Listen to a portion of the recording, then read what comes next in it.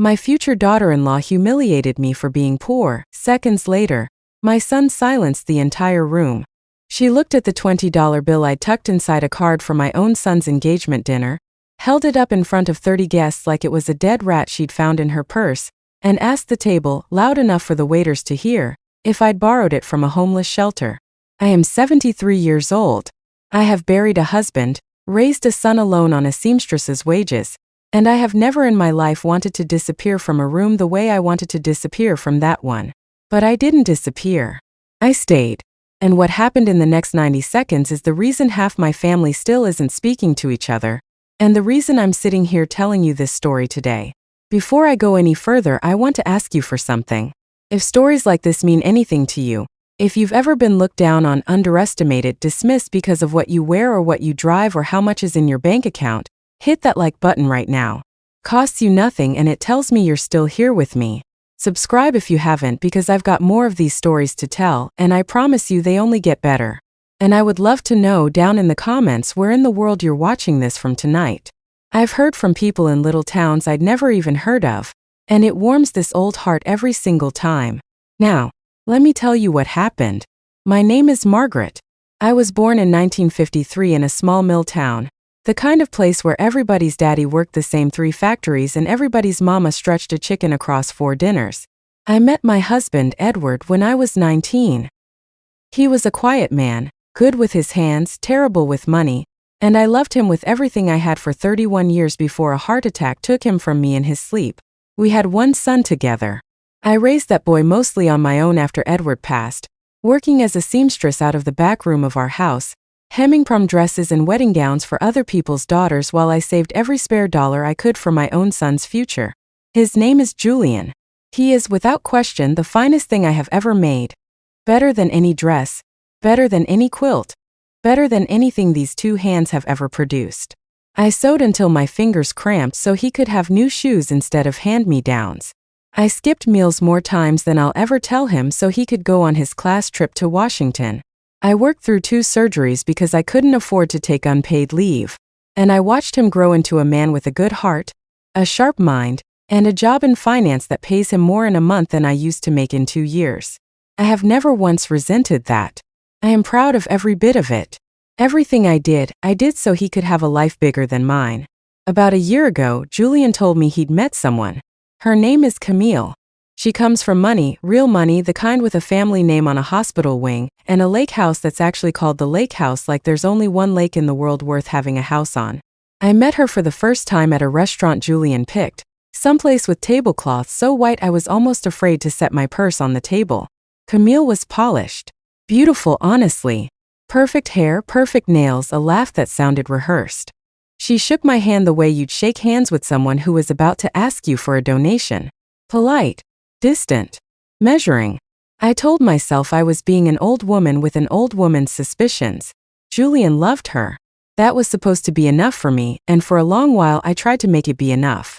I smiled through dinners where she talked about ski trips I'd never taken, designers I'd never heard of. I complimented her ring, which I later learned cost more than the house I raised Julian in. I told myself that different backgrounds didn't mean different values, that money doesn't tell you a thing about a person's character. I still believe that, by the way. I just didn't yet understand how wrong I was about her specifically. The engagement dinner was held at Camille's family's country club, the kind of place with a doorman who calls you ma'am while looking at your shoes instead of your face.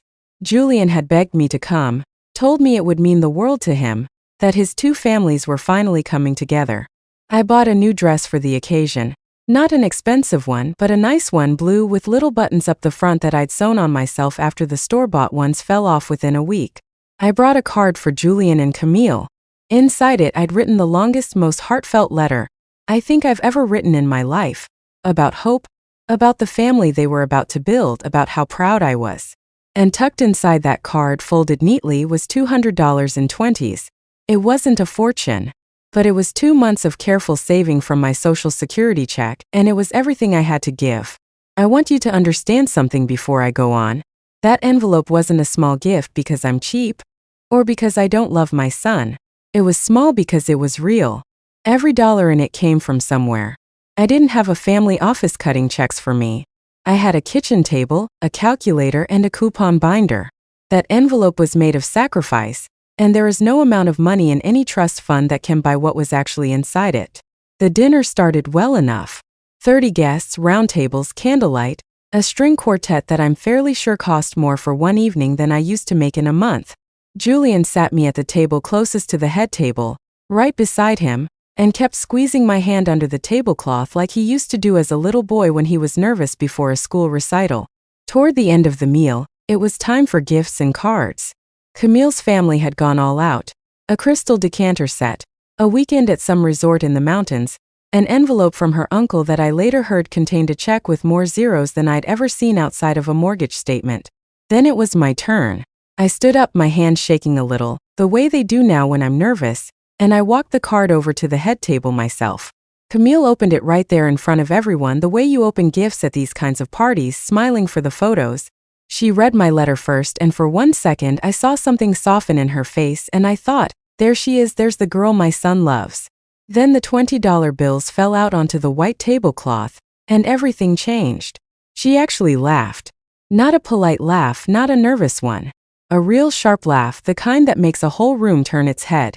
She picked up one of the 20s, held it up between two fingers like it was something dirty, and said, loud enough for every single table to hear, "Oh my God. Is this a joke? Did you borrow this from a homeless shelter?" A few people at her family's table laughed along with her. That awful nervous laughter people do when they don't want to be the one who doesn't laugh.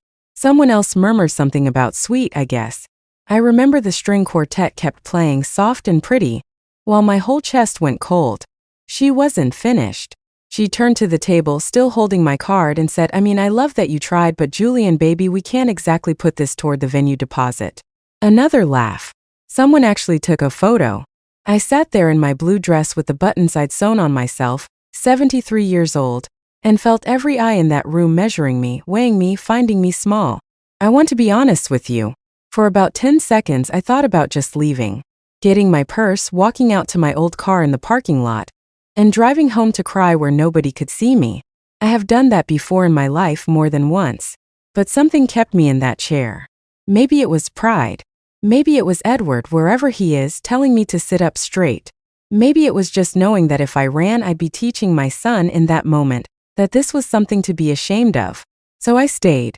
And that's when Julian stood up. He didn't raise his voice. That's the part people always ask me about later. They expect shouting, a scene, a scandal. But my son has never needed to shout to make a room go quiet. He simply stood, set down his glass, and looked at Camille with an expression I had genuinely never seen on his face before. Then he looked around the table at her family, at his co-workers, at the string quartet still playing softly in the corner, and he said, clear and calm, I think everyone at this table should know what's actually in that envelope. The room did go quiet then. Even the quartet seemed to play a little softer. He picked up one of those $20 bills off the tablecloth, held it up, not the way Camille had, not mocking but almost reverent, and he said, this is what my mother made hemming other people's wedding dresses at midnight after 12-hour days, because my father died when I was 11 and there was no one else. This is what she saved instead of buying herself new shoes 3 years running so I could go to college without loans. This is what paid for the shirt I'm wearing right now, which, Camille, cost more than everything my mother owns combined, because she wanted me to look nice for tonight. He paused, and I watched Camille's face start to change. Every single dollar in that envelope was earned with her hands and given with her whole heart. I don't know what your family's checks are made of, but I know exactly what hers is made of, and I will not sit here and let anyone laugh at it. Not you. Not your family. Not tonight, not ever. Nobody said a word. Camille's mother actually set down her wine glass without drinking from it. Camille opened her mouth like she was going to laugh it off again. That same rehearsed laugh, but nothing came out.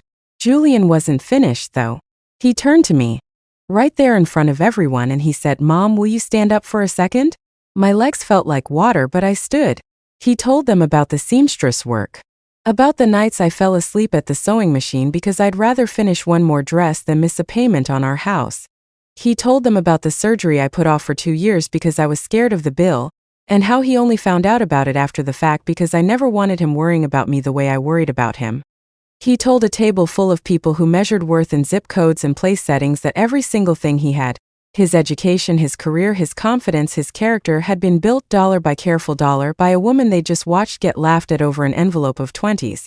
By the end, Camille's own mother was the one who stood up first, walked around that table, and hugged me, right there in front of everyone, apologizing on behalf of her daughter with tears actually in her eyes.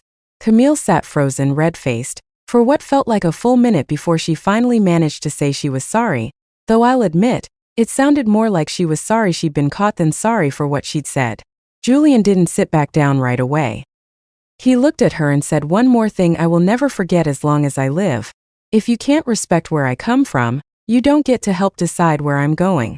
Then he came around the table, and in front of everyone he hugged me the way he used to hug me as a little boy, tight, like he never wanted to let go. Here's what I need you to understand though, because this story isn't really about revenge, not the way the title makes it sound. I didn't plan any of that. I didn't plan to come back or rehearse a speech. I just sat there, hurt and humiliated, an old woman in a blue dress in a room full of crystal, and I let my son see the truth of the moment instead of hiding it from him.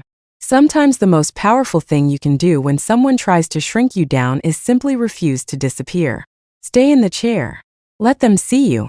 The people who love you, the ones who are actually paying attention, will stand up when it matters. The wedding did happen eventually about 8 months later. Camille apologized to me properly in private a few weeks after that dinner. No audience, no performance, just an awkward, honest conversation over coffee where she admitted she'd grown up believing money was the only language worth speaking, and that she was ashamed of how she treated me. I won't pretend we became best friends overnight. Trust like that takes years, not apologies. But she's tried, genuinely tried, in the time since, and I've watched her soften in ways that make me believe my son chose well, even if the road to get there was a hard one. At the wedding she wore, pinned discreetly to the inside of her dress where only she and I knew it was there, one of those same $20 bills. She told me it was to remind her every single day of her marriage what real wealth actually looks like. As for me, I still live in the same small house, still keep a coupon binder, still count out my savings on the kitchen table the same way I have for 50 years. I don't need a country club or a crystal decanter to know what I'm worth. I built a good man out of nothing but love, patience, and hard work, and no amount of laughter around a fancy table can take that away from me. If there's one thing I want you to carry with you from this story, it's this: never let anyone convince you that what you sacrifice for the people you love is small, just because the dollar amount looks small on paper. The people who truly know your worth will always, always stand up for you when it counts.